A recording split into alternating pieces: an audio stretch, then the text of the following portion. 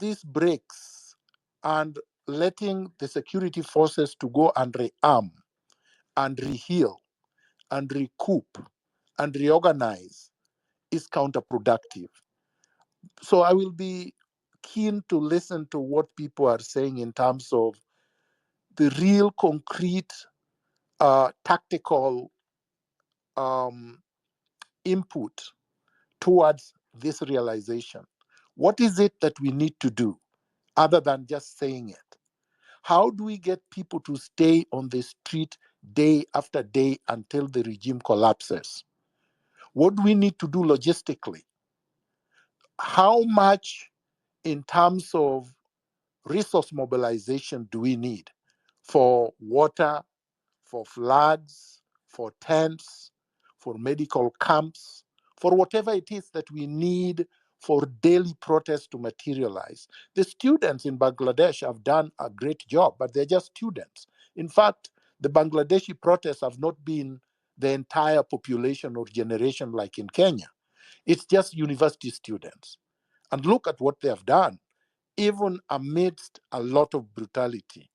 So in Kenya, we are lucky that we have a more broad-based mass of people who are disgusted by what we've had and have come out on the street. In Bangladesh, they're not even demonstrating because of corruption. They are demonstrating because of the reservation of 50% of jobs for veterans, minorities, and people with disabilities. In Kenya, the problem is worse. So people need to be more angry and to be able to come up with strategies and tactics of removing this regime faster than some of us are seeing. Thank you very much, Hilary. That's all I wanted to say initially. A word of encouragement, how I end, is to you, Casmuel. You're doing a phenomenal job. I am in awe of you. We know each other from other circles, but here we are as revolutionary patriots. And let us make sure that we keep injecting, as Gen Z like to say, and do not lose hope, do not lose focus. As Dr. Miguna said, there will be concerted attacks against you. And as I encourage you, I'm also encouraging all the Gen Zs that you have done something that we never thought would happen in this particular decade. And I really just want to keep letting you know that we're with you, we're joining you. Gen Zote is on board, and we're not going to let you down as you have not let us down. So this is a word of encouragement to you and all the Gen Zs. Aluta continua, viva everybody. Thank you so much.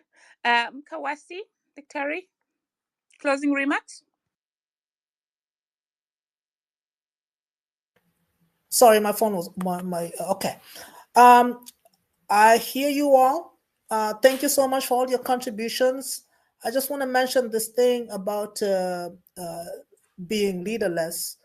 The uprising might be leaderless, but as we proceed to Nane Nane, we have a goal. And we have to be ready with able Kenyans who will actually form that interim government, because that is coming. I would say that we cannot allow fear to stop us from from having a ready group, a ready team of people. So while the uprising is leaderless, we can also operate on a different level, that we have people ready. We have enough examples where we can see how operations, how leaders can operate from a place where they're not known, they're not seen, but they'll be ready to take over the government. So it's okay to have leaders, but not have them targeted. Thank you very much. Thank you so much. Casmuel? All right. Thank you. Thank you very much to everybody who's spoken for your insight. Mine will be a request. I request that you furnish me with information so that I have better scope. A lot of this has resulted in me spending a lot of time in reading bulky documents, some which happened historically where I do not have enough context.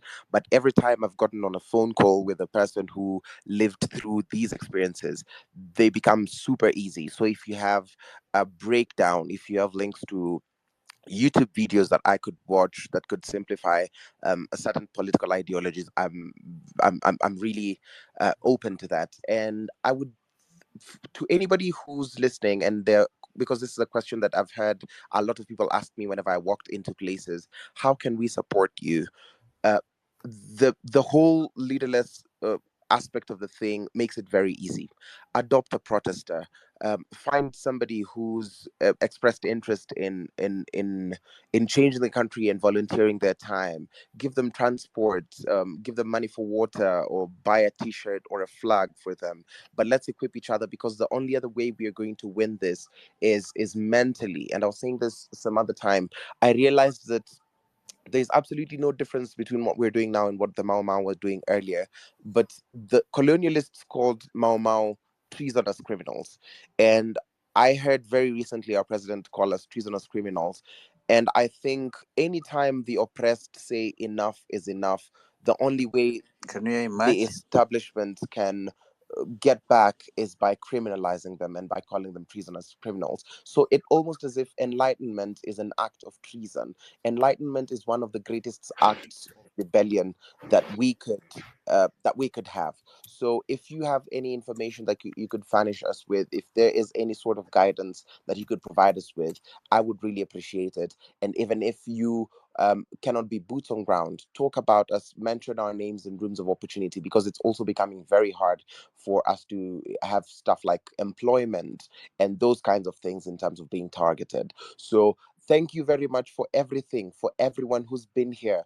Fellow Gen Zs, thank you for yielding your time, your energy, and your efforts, and let the blood of our comrades who have fallen, who have been slain by the police, if I am to put it correctly, not have flown in vain. Thank you very much for your time. Thank you very much for your insights. I pray that God gives you the strength, the peace, the courage, and the valor and clarity of mind that we need to make Nane Nane an absolute success. Thank you very much, comrades, and viva to the revolution, viva to the courage, viva to every good deed that you're doing for the sake of the movement.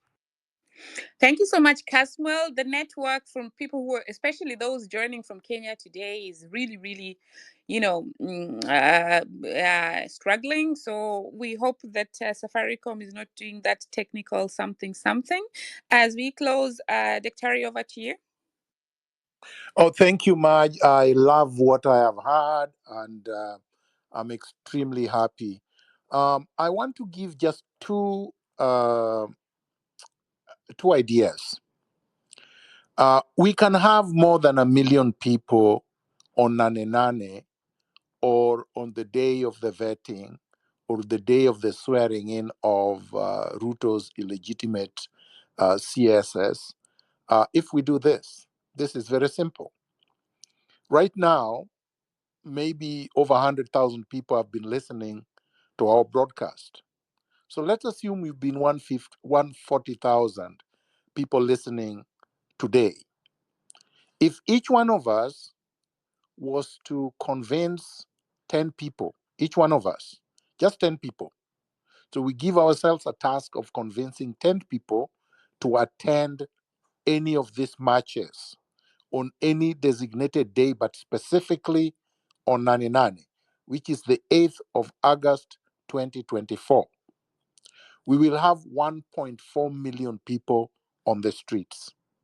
So we can do it. It's very easy to do. You don't have to think of a crowd. Each one of us can just say, I'm going with 10 people, or I'm convincing 10 people to attend the march. You can do it from abroad. You can do it from any country. You can do it when you are in Kenya. It's just a telephone call away, a text message away. You must know at least 10 people that will be able to attend if you convince them to do so. And this thing will be over. We will be able to achieve what everyone, or well, at least the regime, may be deluded into thinking we cannot achieve. The last point, let us not get into our heads anything to suggest that the regime is strong, that the regime has strategies. This regime is bankrupt intellectually, bankrupt strategically, bankrupt tactically, and bankrupt financially. They don't have ideas. If you see the people they are appointing, then you know they have no ideas. They don't get it. We have said we don't want corrupt people. Those are the people they are appointing. We have said we don't want conmanship. They are involved in conmanship. We have said we don't want a system that borrows and makes us pay odious debt. And that's where they are. We have told them not to violate the Constitution. They continue to violate the Constitution. Therefore, this regime and Ruto specifically are irredeemable. That should make everybody angry.